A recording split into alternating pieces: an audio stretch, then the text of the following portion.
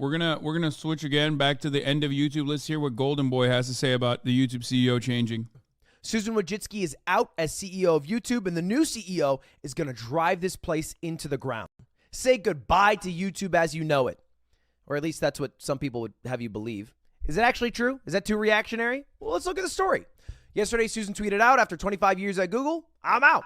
She had a longer blog post, which goes into her background. If you didn't know, she was the 16th employee at Google. Google was actually made at her childhood garage because her sister was dating Sergey Brin, one of the founders of Google. Crazy. She's been CEO of YouTube for 9 years, but you might only know her for a couple things. One, maybe an interview that I did with her. I mean, shit, you're watching me now, so you might have watched this video as well. If you have watched both videos, subscribe. Come on, 2 videos? I mean, we got something going on here, me and you. Second thing, removing dislikes. But let's be real. What does a CEO of a company that big actually do? I think 3 things if you had to boil it down. 1, you set the course of the ship. What are we doing this year? Are we working on ads? Are we working on shorts? You set the direction that everybody who works at that company has to follow. 2, you hire the people who work on the ship, right? You're not the one who's going to be making the product for the shorts. So you got to hire someone who's really good at doing it and stealing what TikTok does.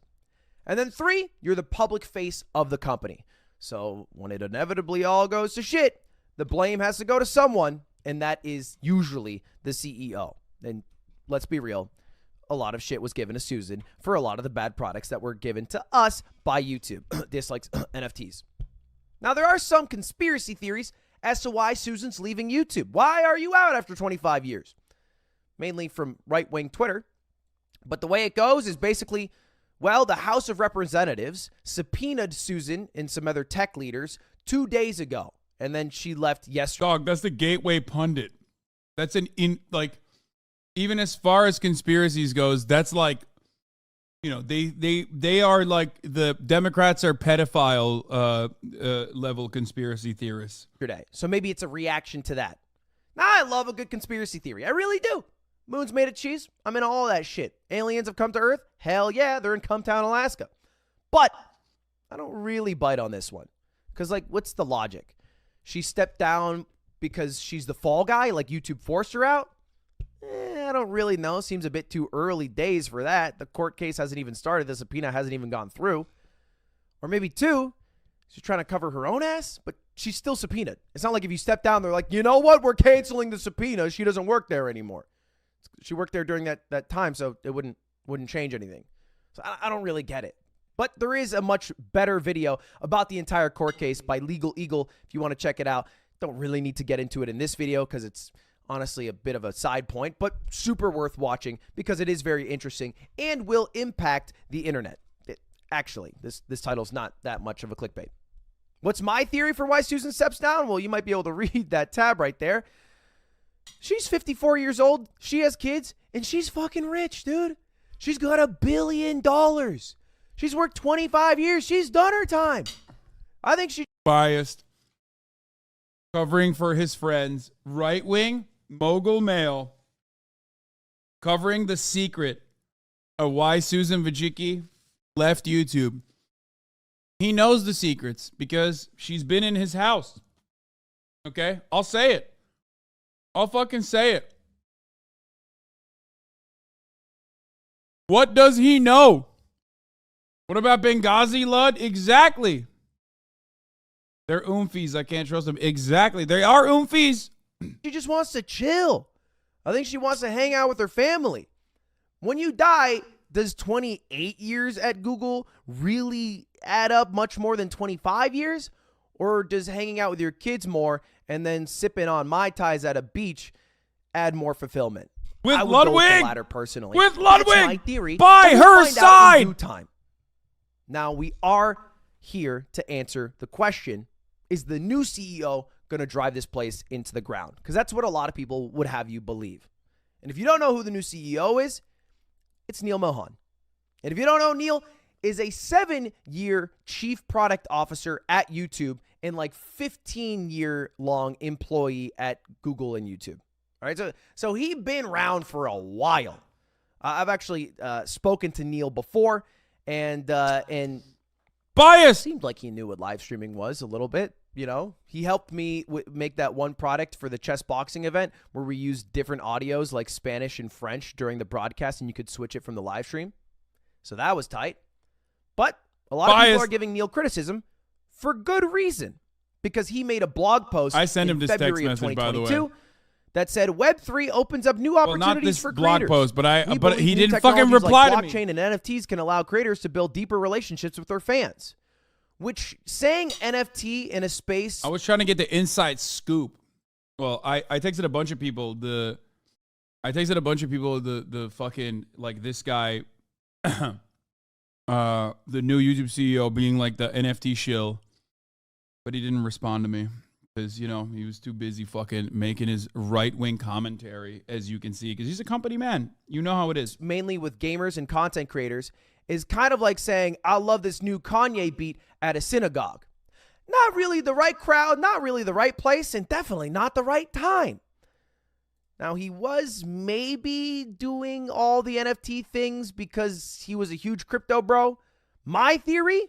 Well, one, you're in Silicon Valley, right? You're in the whole tech bubble. You're wearing your Patagonia. You're sipping on Blue Bottle coffee, and you're thinking NFTs are the future. That's maybe a little too insular as opposed to the rest of us who are like, oh, every time this is being done, it's a scam. But also, here's my theory for why YouTube did NFTs. In 2021, a lot of YouTube videos were being sold as NFTs.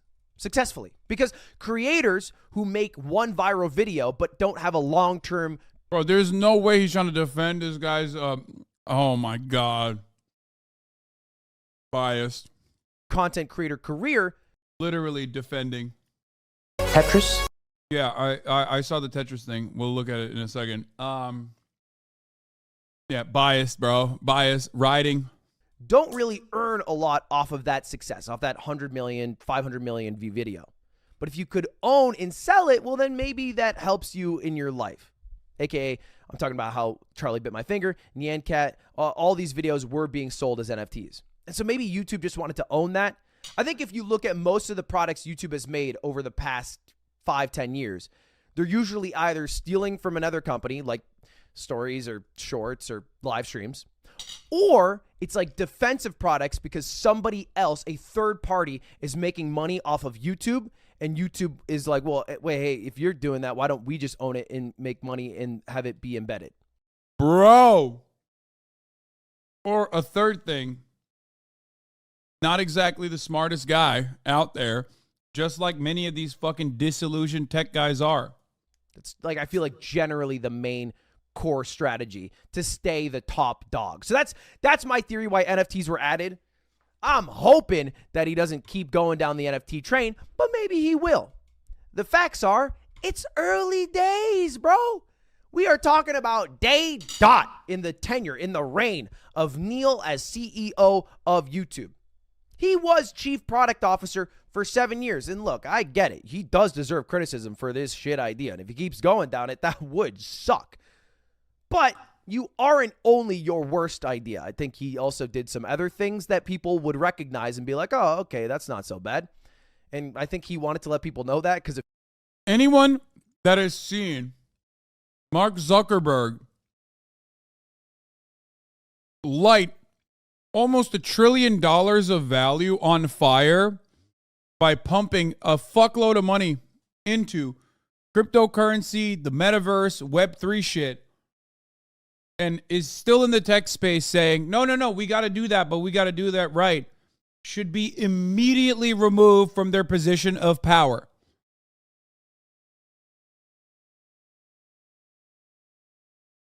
Now, my man wants to get an interview with this guy, which makes sense. But I don't personally see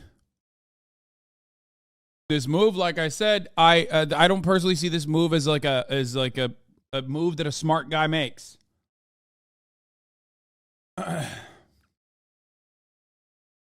It's just like completely insane. It is like, you bring that up, you bring the NFT thing up, you're like, no, that's the dumbest thing anyone's ever, that's like disqualifying. So we'll see. Especially this far into the game, when we know how bad it is, when we know how bad it was, I would say something along the lines of like, look, that's a bad move. People make mistakes all the time. It's like horrendously bad. Hopefully he doesn't continue along that line. I don't even know if there's any reason why you would try to get into the NFT game like that, especially because the way that he promoted the NFTs wasn't as like a defensive mechanism. Like Ludwig's justification here is that like is an understandable one, right? It's why you would defend it's how you would defend it if you were to defend it at all. Right? But ultimately, he didn't even sell it that way. Not Ludwig. I'm talking about the dude. He sold it as like revolutionary new technology that we definitely need to be a part of. In all fairness, wasn't this NFT post a while back pre-Fallout? I mean, I could be wrong. I mean, dude, but like if you're the chief product officer of a fucking company like YouTube, you should know better. If I'm a dumbass, if I am a fucking dumbass Twitch streamer, like an idiot, okay? Because I am. I'm not a very smart person. I'm not a particularly smart person. And I can see that. He should be able to see that. I meant if, but like, see, I can't even speak right, okay? There you go. That's all you need to know about how fucking stupid I am. And I can see from a mile away. Successfully. Because creators who make one viral video but don't have a long-term content creator career don't really earn a lot off of that success, off that 100 million, 500 million view video. But if you could own it, I'm hoping that he doesn't keep going as CEO. That would suck. But you aren't only your worst idea. I think he also did some other things that people would recognize and be like, oh, okay, that's not so bad. And I think he wanted to let people know that because a few months after that blog post, which got a lot of shit, he posted another blog post that was like, here's 7 things I did that were actually kind of good, guys. Come on. And this is Neil looking cool, crossing his arms. Fan funding. Okay, this is adding super chats and memberships. Biting Twitch's shit, but I respect it. Next thing, shorts. Okay, that's been a huge innovation. Kind of biting TikTok's shit, but I respect it. Third is premieres. Fourth is YouTube TV. Probably the single best innovation that YouTube's had. All right, maybe a hot take. But YouTube TV being so popular, so prevalent, has blown up creators even more than they already were blown up, like Mr. Beast, and also created a lot of new categories and made them way more popular because it's more fun to watch like a walkthrough of traveling videos on YouTube TV than it is on your phone or desktop. A lot of 4K creators popped off because of this too. Anyway, that's all to say that I am not as nervous as other people. The answer to the question, is YouTube going to go to shit now, is a pretty easy one. You have to ask yourself, do you think YouTube was on the right course over the past 5 to 10 years? And if the answer is no, well then this is going to be more of the same. It's going to be more no. If you think everything that they've done is shit over the past 5, 10 years, and YouTube was better off 10 years ago without Susan, without Neil, well then they're going to keep doing that. I think Neil is more of the same. He worked very closely with Susan, was right under Susan. If you think they're doing good over the past 5, 10 years, well, I think they're going to keep doing good. So it's not up to me to answer the question. I'm just recognizing YouTube TV is YouTube's version of cable TV, which I use and pay for, but also forgot about law. So that section is kind of a wash. I do like it for sports, but it's expensive as a motherfucker. Dude, I'm afraid to report that Mogul Mail has fallen off, dude. Okay, I'll like it to support small content creators, but what is this? I remember a time when Mogul Mail was a one-take Jake. Japan changed you, Ludwig. It changed you. Sometimes I wonder if like people don't know I'm fucking around. Like there's got to be people in this chat that are like, yeah, this Ludwig guy fucking sucks, huh? He's like I wonder if there are people who legitimately think that 1-2 take 12 take Tyler. Wow. No longer a 1-take Jake, but a 12-take Tyler. Is it going to go to shit? It's up to you to answer whether you think they were on the right track, because I think they're going to stay on the same track. I don't think there's going to be a huge myth about you. We'll watch that in a change second. To what was happening. But I'm also going to find out. So let me know. If you could ask a question to Neil, CEO of YouTube, what would you ask? Because weirdly enough, I had the chance to interview the CEO of YouTube once, and I somehow got it again. Because I just tweeted out at Neil, I said, hey, want to chat sometime? And I'm not even shitting you. It was the first thing he tweeted after being announced as CEO. He said, let's do it. So I'll talk to Neil. I got to ask him about NFTs to see if he likes it. I got to ask him to buy my Goose Ass NFT because Susan's out and somebody's got to pick up the scraps. I'm owed money, Neil, and I'm coming for it. I've seen the compensation package. It seems pretty decent for CEOs based off how much Susan's made. And then 3, what's up with that whole dislikes thing?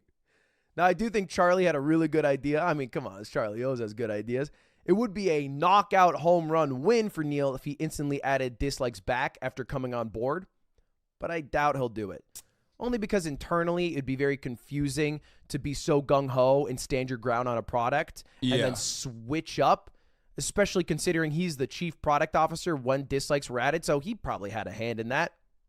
But much like Susan did not veto NFTs, I don't think that Neil's going to come on and instantly start adding NFTs to every single video and all of them are fungible or non-fungible. I don't know how it works. Anyway, let me know what you think. Was YouTube on the right path? What question should I ask Neil? Thanks for watching. Subscribe. See you later. All right, goodbye.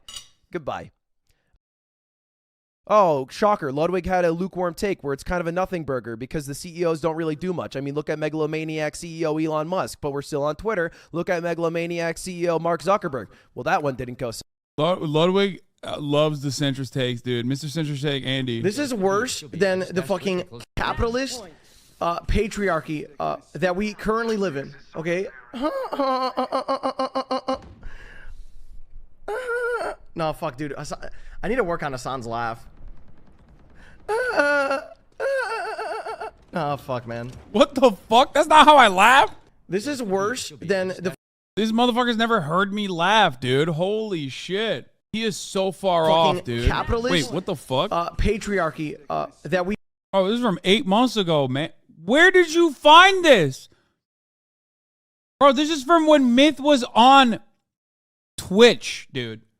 My man is not even on Twitch anymore. I was like, why is this a Twitch clip? Like, that's the first thing that struck out.